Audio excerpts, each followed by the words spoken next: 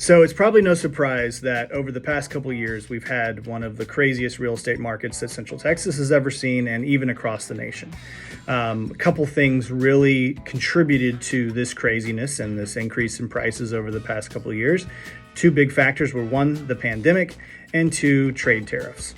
Those two things resulted in short supply of materials needed to build new homes, really gummed up the works as far as that new inventory was concerned. There was a lot of trepidation about potentially selling your home. And so we did not have a whole lot of inventory. We're still not in a great inventory situation, but we're better than we were. But that was one of the big factors. The other big factor was, because of the pandemic and kind of a slow in spending, the Fed dropped the interest rates, which ultimately trickled down into the mortgage interest rates, and those were low as well. So historically low interest rates, historically low inventory caused bidding wars across the country, and especially here in Central Texas. And that's what was happening. Buyers were missing out on multiple contracts. Sellers were putting a sign in the yard and getting an offer within 24 to 48 hours, multiple offers, over asking.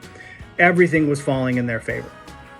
So if you've heard, in the last month or so, literally overnight, we've had a significant shift in how the market is playing out.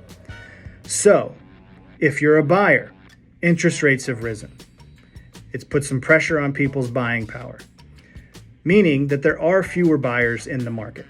Okay, so one house is not being shown to 30 people, it may be shown to 10. Sellers, keeping that in mind, fewer people are coming through your property. Buying power, again, of these buyers is not as significant, and so your offers are not going to be as competitive. And so if you're a buyer, you're going to have a little bit of an easier time if you've been searching some point over the past 2 years and maybe lost hope a little bit. Sellers, if you watched your neighbor's house down the street sell in 24 hours and you were amazed with the number they got, that kind of stuff's not happening as often.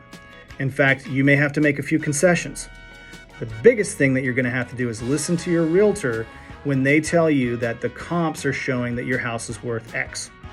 Because if you still have your heart set on some astronomical figure, those things are just not happening as often as they were.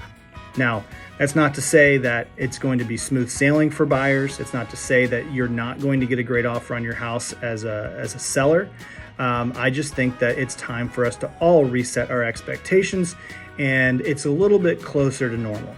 It's probably technically still on the seller's side as far as a seller's versus a buyer's market, but I really encourage you guys to find and identify a good realtor that is going to be able to help you understand what's happening in the market from a buyer's perspective and in the market from a seller's perspective. And I can tell you, shameless plug, that the Two Legs Group and the agents here all are in tune with what's happening in the market. We've all been selling when it was crazy, and we've all been selling when it's slowed down a little bit. And so we've known how to adjust to what's happening in the market, and we want to help you find your property to buy or to sell your property, and for you to get the best deal in either situation.